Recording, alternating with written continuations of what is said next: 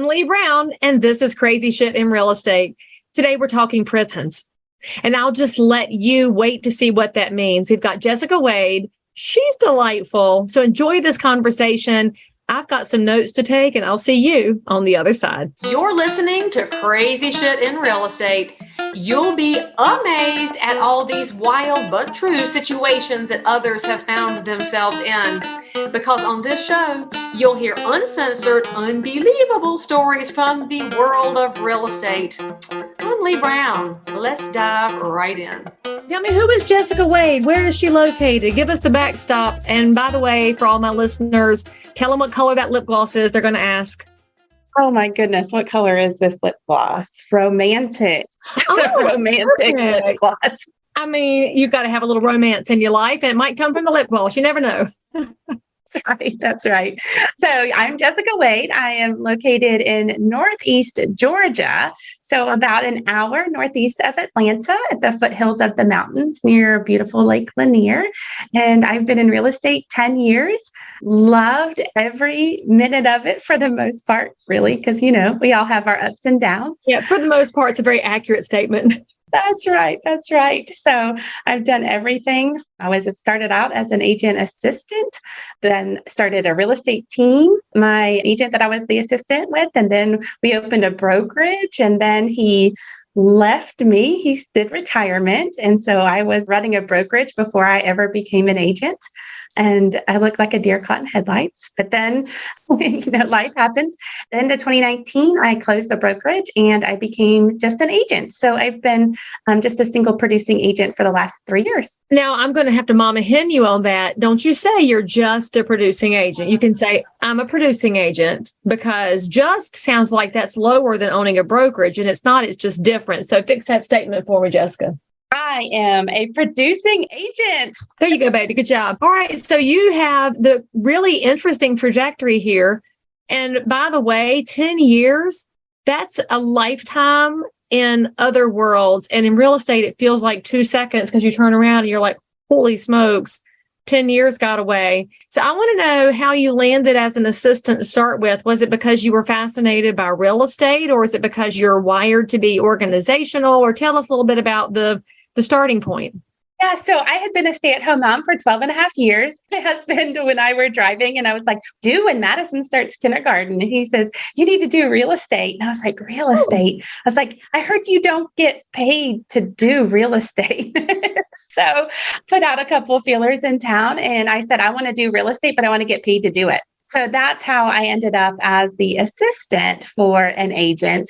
It was a way for me to get my foot in the door and try it and get paid to try it. So that's how that happened. I think this will definitely be one of those little clips we pull out, because there's so many people who have that dream of real estate, but they can't figure out how to bridge that gap because they don't come from money.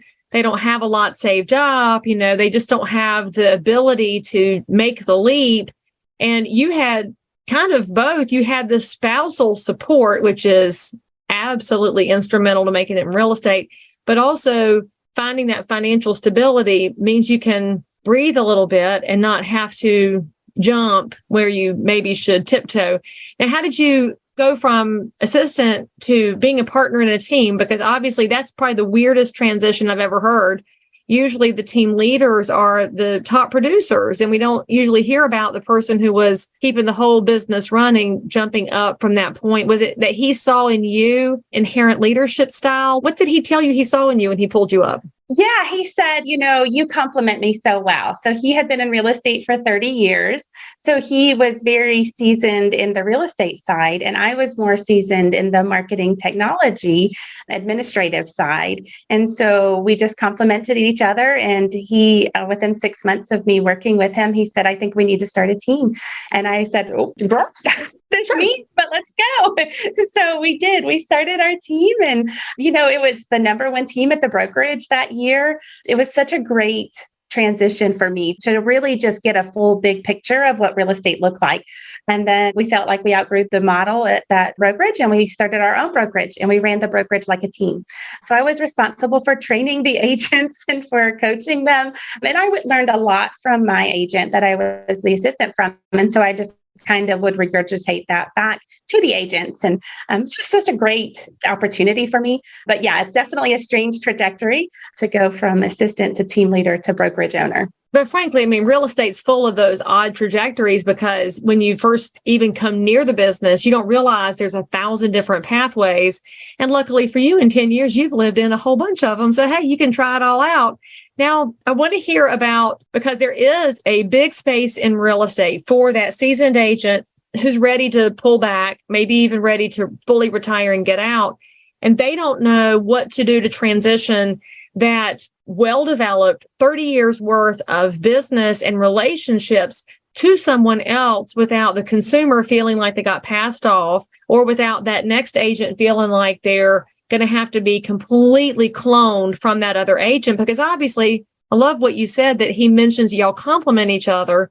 So when he retires and you take over the book, they're getting a different style. And I think that's something that's really beneficial to the consumer. So in knowing that that space is, frankly, we need more people teaching in that space because it's just not really tapped enough. And I would love to know, as he transitioned out and you moved into that primary spot, what was the biggest aha moment for you? And then what was the biggest challenge you encountered? I would say probably the biggest aha moment was just how diverse the business was. So he had new construction business, he had resale business. So there were a lot of different tasks that were coming at me in different things. So we're working for builders, we're working for developers, we were working with the general consumer. So lots of, something that he would tell me, he said, as long as it's legal, you can do it in real estate. And that was just love that, because I'm creative. And so just understanding that you can do it.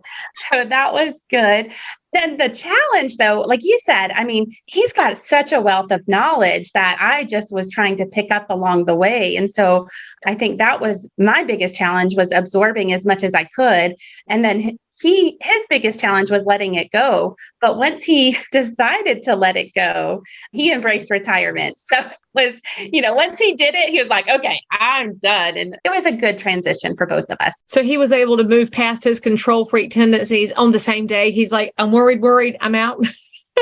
Almost. It felt like it. It felt like it to me, because all of a sudden he's like, I'm looking at, I guess, deer caught in headlights running this brokerage. And I'm like, how did I get here? Like this wasn't my job. I didn't anticipate that piece of it. But yeah, he would check in with me about once a month. He would come in the office and I'd be like, I think I'm not sure I want to do this. So yeah, he's been such a great mentor for me. So what was the catalyst for you saying, you know what, this brokerage piece, I'm not wired for that? Because it's not that you couldn't do it, because you were doing it and doing it well, but obviously it wasn't feeding you in the way that you needed to be fed. So what was the moment that you said, I'm good, I would like to be a sales agent so I can focus on the consumer client? What was that moment? Yeah. So, I think the agents at the brokerage, they started to feel the uneasiness that I had. And and rightfully so. I mean, I was a little outside of my comfort zone. Within a span of 3 months, they all left me. So it was yeah. I mean, it's real estate, right? It's real estate, so thankfully I was able to persevere through that, because at first I thought, oh my goodness, real estate must not be for me because all of these agents have just left me. But again, it was twofold, because I wasn't comfortable and confident in that position. I could do it, but it didn't fulfill me.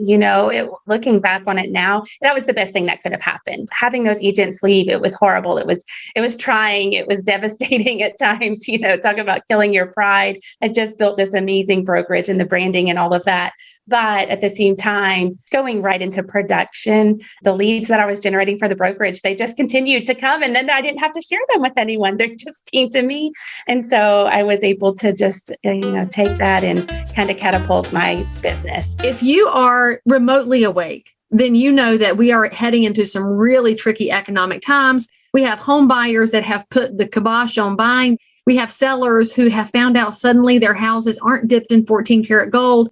And as a realtor, you are still trying to keep up with the business you have and trying to answer questions in the meantime, while also managing sky high fuel cost at the pump. Never fear, because my new video course is coming out right now, and it's called How to Dominate During a Recession. I've been a realtor for 22 years. My business went up every year during the Great Recession, and it's all because of education. This course is 4 modules. There might even be some bonus content for you.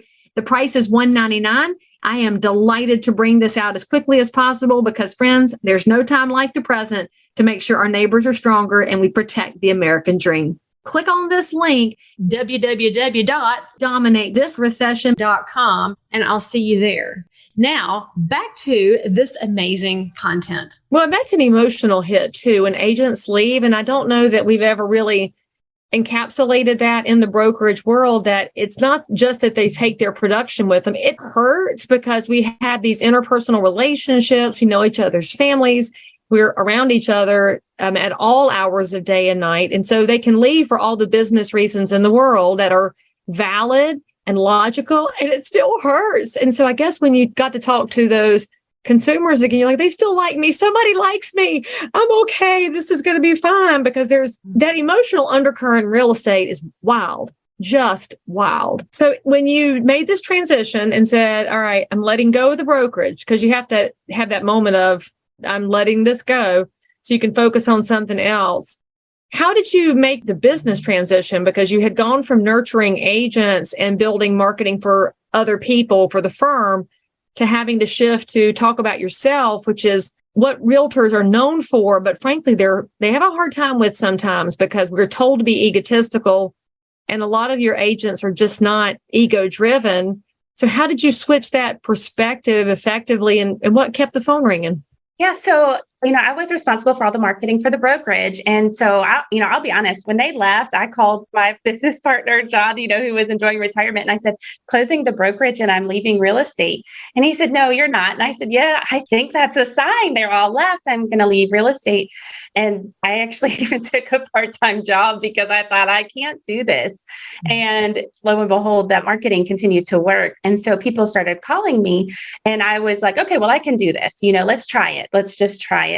And so I started working with buyers. I went on a listing appointment and I got a listing, and I was, just going to another brokerage. I learned pretty early on that being a single member broker owner, it doesn't make financial sense. So I just joined a brokerage, and then there I went. It was interesting. It was an interesting transition, but it worked. Well, I love that he told you, no, you're not. I know. I'm like, I hate it when he's right. Well, I guess at that point, would you been in for 7 years at that point? You said you've been in production for 3 years. So 7 years in, you've already survived past the biggest attrition point in real estate. It got into your blood. He knew better than you did. He's like, you can never walk away from this. Yes, you're right. Yes. So, okay, so of course, a great blessing.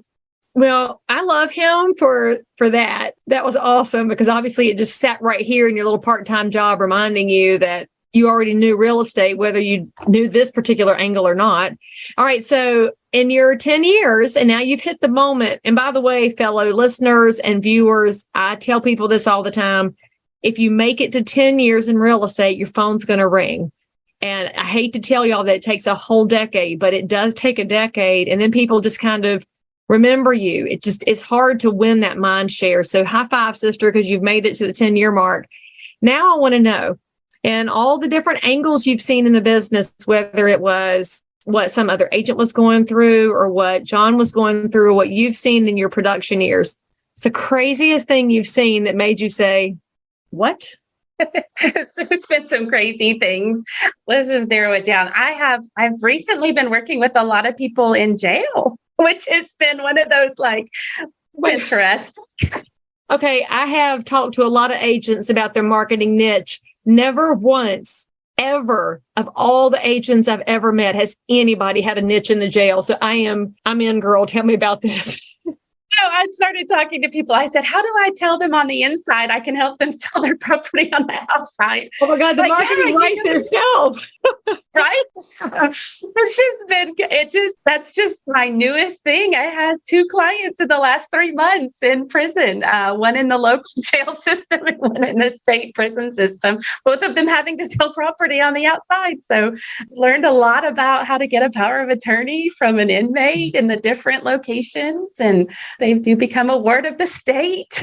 Wait. Who's a ward of the state? They are? Like a prisoner. Yeah. So, Yeah, okay. there was like, it took a little bit of a lot of education for me to understand how to get all of those pieces. I mean, it's different when they're in the local prison system or local jail than it is in the state prison system.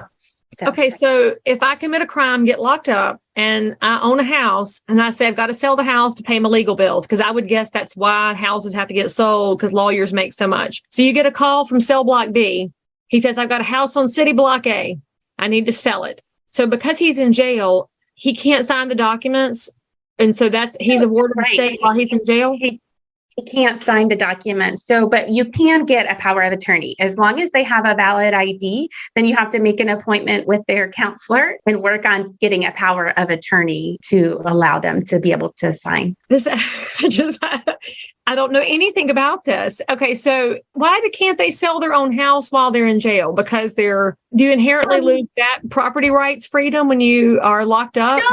You don't lose your property right freedom, but there's some kind of something happens when you are in prison. I didn't fully understand it. I know that I had to get with his counselor who was able to help direct all of that. Like I said, it was different. The local jail system, that was easy, but it was the state prison system that definitely required a few more hoops to jump through to get it done. So one of my good friends is the government affairs director for Georgia Realtors. And I kind of feel like Brad's going to get tagged into this video so he can help you understand more of the legalities of this, because a $5 says he doesn't know either, because most of us have never dealt in the space. So are you now... Wait, so how did you get deal number 2? Did prisoner A tell prisoner B, hey, I found this girl, she's awesome? I wish I could say it did. And I keep thinking really need to capitalize on this. Yeah, you do. You do. It was so unique that both of them happened within about just a couple of weeks of each other. So yeah, it's an interesting situation, but no, that didn't happen. These two individual situations. So yeah, it's fascinating, though. We can say that's a God wink, because, biblically, we're told to take care of prisoners, and you're actually really taking care of them with honor and dignity while they're trying to figure out their situation. So it seems to me that you're probably going to have to make some YouTube videos about the details of how you sell your house while you're incarcerated, because it's a very niche market, but I don't know that anybody else is serving it. And now that you have 2 transactions of expertise, Jessica, I think you've got to be a service to the public. I don't even know what to think here, but one of my girlfriends in North Carolina real estate, her name is Kathy Robertson. Kathy's in Winston-Salem, and she's actually the president of the Winston-Salem Realtors in 2023. But she's got this massively thriving prison ministry. And now I feel like you need to talk to Kathy, because maybe she's done prison real estate and never told us about it. But there's got to be some interplay networking here that would benefit the public, because I'm just, the marketing does right. So, I totally agree.